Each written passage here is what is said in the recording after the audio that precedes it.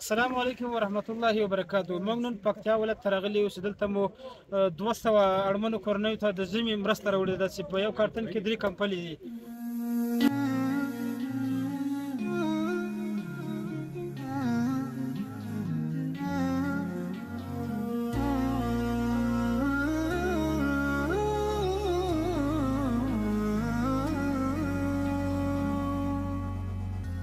هو الرحمن أكرمنا وبالتفكير أمتعنا بعقل فيه ميزنا وتلكم نعمة مزداد رسول الله آواه بذاك الغار أعلاه وظل بقرب مولاه فسبحان الذي أهداه